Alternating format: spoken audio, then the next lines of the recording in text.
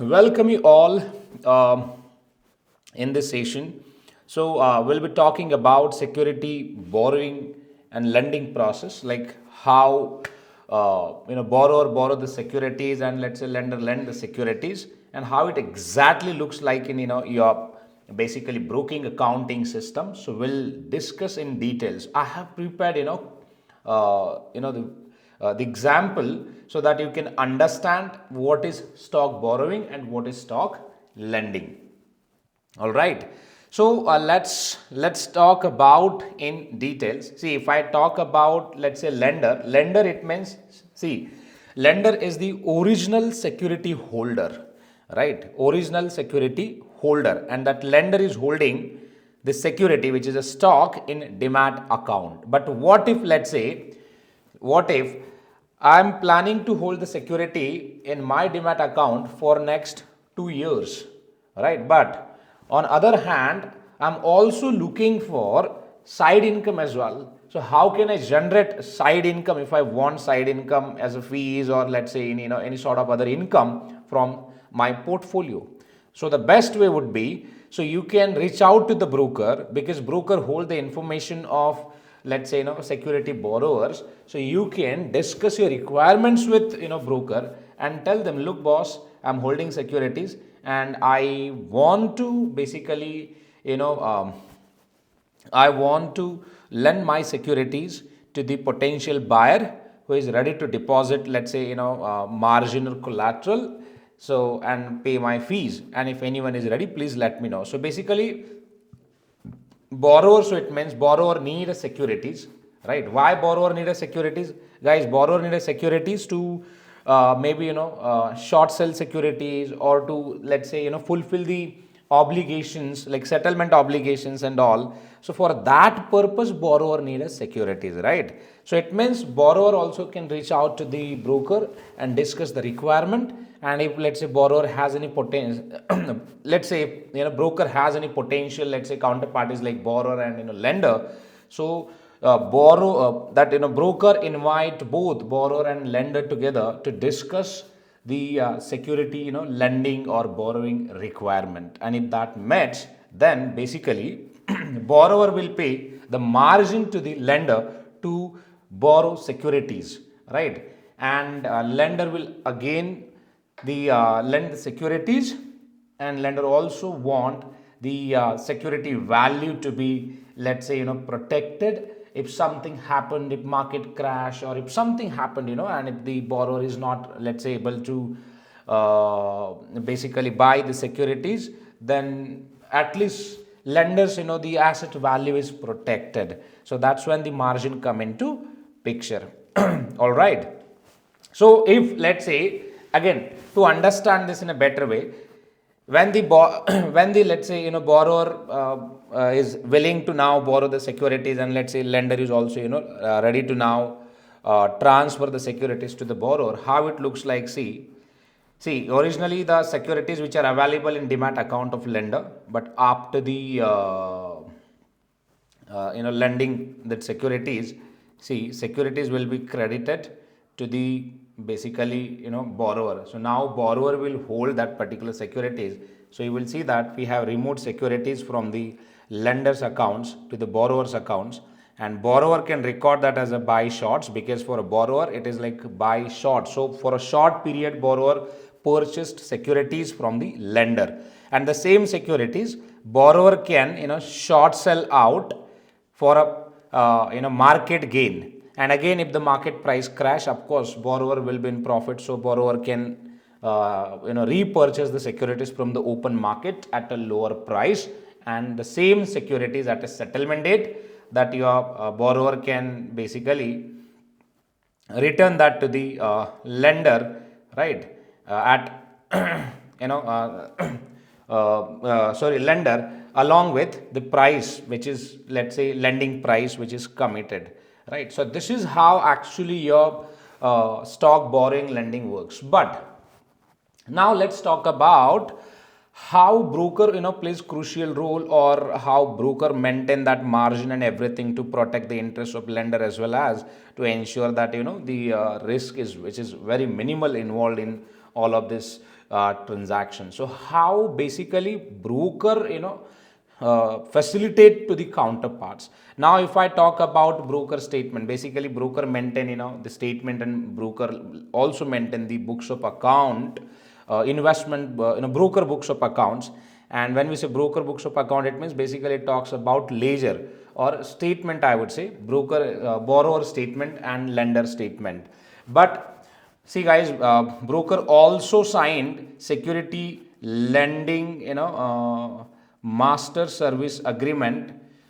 Why? Because so it is very important to define the terms, fees, right? Then days, margin, settlement date, start date, end date, right? Collateral, what the that borrower will deposit as a collateral. Then initial margin, margin maintenance, margin call. All of that terms will define in security lending agreement, and along with that corporate action benefits as well, like who will get the corporate action benefits. So let me tell you something.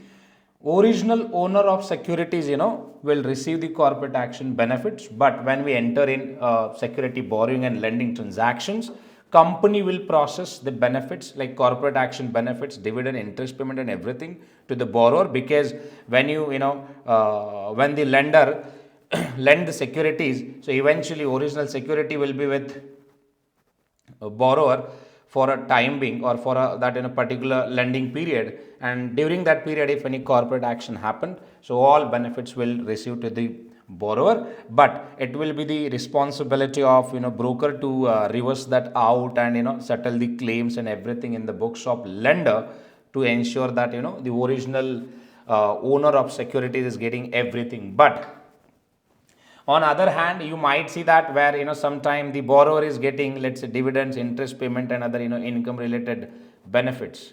Is it possible? Yes, it is possible, but it should define in security borrowing and lending agreement. If it is defined, then we can also settle the benefits in the books of borrower as well. All right. So now let's talk about how it looks like when the actual transaction initiates. See, when actually transaction initiate, like first transaction initiate as a let's say stock borrowing transaction, right? Because first transaction where lender will report it as lender want to lend the stocks, right? So you would see like date, start date, right? 1st of October, because in the trade term also you would see that this particular SBL, which is signed for 30 days. So it means on 31st of October, basically trade will be executed, right? Start date is 1st of October, end date is 31st of October. Cash will be provided as a collateral. Margin will be provided around 60,000. So it means 600 rupees per securities, and total quantities that the borrower is looking for 1000 Wipro quantities. So stock name is Wipro. We have quantity. See, in the lender's book, you would see like the quantity will be debited from the lender's book. So we can just debit the securities by denoting like negative balance, or instead of that you can also record it like price, amount, and trade type. You can report it as a short sell. Why short sell? Technically, lender is selling securities to the borrower, right, with the promise that borrower will return the securities to the lender in an original form, or as it is the position which was which was given to the borrower by lender. Did you get this? So for example, let's say this phone you can treat as a security. So, or else I have something else. I'll quickly walk you through. So let's consider this one as the security. If I give the security for you for 1 month, right, on let's say $1 fees, so it is your responsibility, right? I'm sending this to you, take it, use this for your any purpose, but at the end of the month I need this security back to me along with my fees. So this is how it actually works, right? So here if you see short sell amount, trade type is short sell. So now same transaction, if you see in the books of borrower, it looks like same date, stock name Wipro, 1st of October, quantity 1000, price 540, which is the market price, amount, trade type, and status. See, in both the books, trade is open, right? Now, trade is open. But in the books of borrower, borrower recorded as a short buy because borrower wanted securities for a short term period so that borrower can maybe, do some trades, make some profit or mitigate some, settlement obligations, and again buy securities back, buy securities from the market and return that securities back to the lender, right? So now if I talk about, short buy, why we'll call it as a short buy? Because simply the point is borrower only wanted security for a 30 days, and that's when we'll call it as a short buy. But on 31st of October, what will happen? See, on 31st of October, simply the securities will be, the processed back to the lender, and in the books of borrower, it looks like, the negative security. See, initially when it was received, the balance was positive. Now the balance is negative, and here borrower now will report as like, it's a sell basically, right? It was short buy, and this will like sell to cover buy, right? So buy means it was security was purchased, but now at this time, so securities will sell to the original lender and trade will basically closed. Why closed?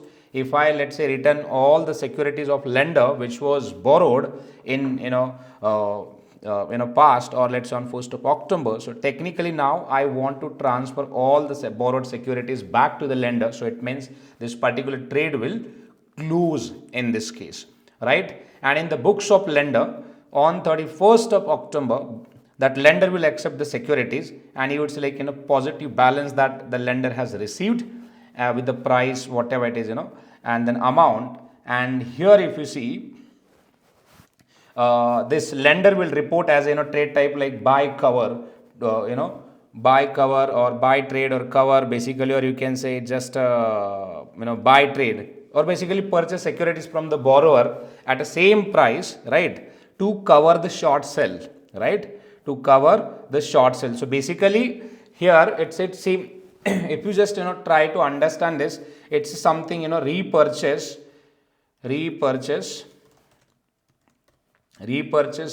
of security process, right?